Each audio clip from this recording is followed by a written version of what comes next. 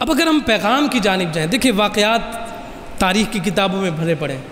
اور اس میں بہت سارے ہمیں افراط اور تفرید بھی نظر آتے ہیں۔ تو افراط اور تفرید کی اس تاریخ میں جانے کے بجائے میں اس پیغام کی جانب آنا چاہتا ہوں جو واقعہ کربلا سے ہمیں ملتا ہے۔ دیکھیے پہلی بات تو یہ ہے کہ جب ہم کربلا کے میدان کی بات کرتے ہیں تو ہم سب سے زیادہ اس بات کا چرچا اور تذکرہ سنتے ہیں کہ امام علی مقام ان سے پانی طلب کرتے رہے،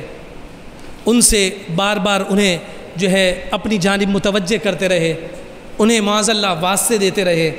اور ان سے اپنی اولاد کے لیے اور اپنے بچوں کی زندگی مانگتے رہے۔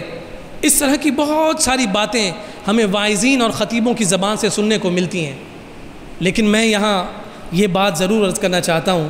کہ یہ امام علی مقام امام حسین کی شان کے مطابق نہیں ہے کہ وہ دشمنوں سے محض پانی کے قطرے مانگے، جو اپنی جان دینے کو تیار ہے اور محض اس لیے کہ مصطفیٰ کے دین پر حرف نہ آئے۔ کیسے ممکن ہے کہ مصطفیٰ کا وہ نواسا جس کی رگوں میں فاطمۃ الزہرا کا دودھ ہو اور جس کی تربیت علی المرتضیٰ کی گود میں ہو، وہ ظالموں سے مدد مانگ رہا ہو؟ دل اس بات کو تسلیم نہیں کرتا۔ اگر کوئی یہ کہتا ہے کہ وہ دریائے فرات کے پانی کو ترس رہے تھے، وجدان یہ کہتا ہے کہ نہیں، دریائے فرات کے پانی کو امام حسین نہیں ترس رہے تھے، بلکہ دریائے فرات کا پانی امام حسین کے لبوں کو مس کرنے کے لیے مچل رہا تھا کہ مجھے یہ سعادت مل جائے کہ میرا کچھ پانی امام علی مقام اور ان کے رفقا کے شکم مبارک میں چلا جائے۔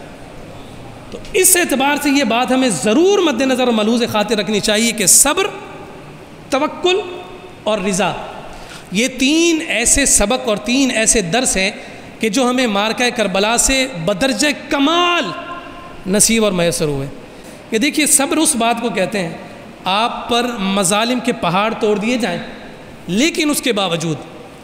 آپ کی ڈیلی جو روٹین ہے، جو ڈیلی اسکیجول ہے، اس میں کسی قسم کی کوئی تبدیلی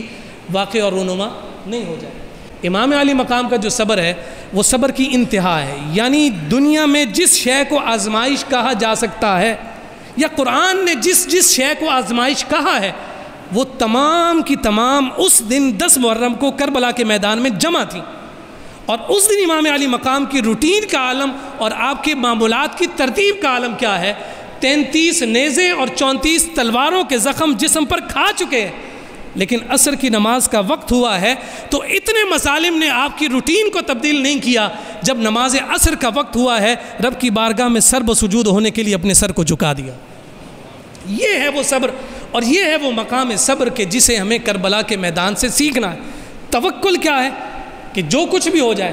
کیا ہوگا؟ پورا گھر لٹ جائے گا، لیکن مجھے رب کی رحمت سے امید ہے کہ رب ذوالجلال میرے ساتھ برا معاملہ نہیں فرمائے گا۔ رضا کیا ہے؟ سب کچھ لٹا دیا، ہاتھ میں علی اصغر کو اٹھایا ہوا ہے، شیر خوار شہزادے کو ہاتھ میں اٹھایا ہوا ہے، ان کی جو ہے نا گلے میں جو ہے تیر پیوست ہے، اور اس کیفیت اور اس حالت میں بھی کہنے باری تعالیٰ اگر تو اس میں راضی ہے تو تیرا یہ بندہ بھی تیری اس رضا میں تیرے ساتھ راضی ہے۔ یہ سمجھیے کہ صبر، توکل اور رضا کا عالم یہ ہے کہ وہ میدان کربلا ہمیں اس بات کا درس دے رہا ہے اور اس بات کا پیغام دے رہا ہے کہ یہ معرکہ کربلا جس میدان میں معرض وجود میں آیا وہ صرف مقتل گاہ نہیں ہے، یہ جان لینا چاہیے، وہ صرف مقتل گاہ نہیں ہے بلکہ وہ مکتب گاہ بھی ہے، وہ درس گاہ بھی ہے۔ جو درس اس کربلا کے میدان میں دیا گیا، اس درس کو سیکھنے، سمجھنے اور آج اسے زندہ کرنے کی حاجت اور ضرورت ہے۔ جو مکتب گاہ اور جو جماعت وہاں سجی اور جو سبق اس دن امام علی مقام نے پوری امت کو پڑھائے، وہ سبق آج دہرانے کی ضرورت ہے، اور وہ سبق یہی ہے کہ آج ہم نے صبر کے دامن کو تھامنا ہے، توکل کے پیغام کو عام کرنا ہے اور رضائے خداوندی میں اپنے آپ کو راضی کرنا ہے۔ یہی وہ 3 بنیادی پیغامات ہیں جو سب سے بڑھ کر ہمیں واقعہ کربلا سے مل رہے ہیں۔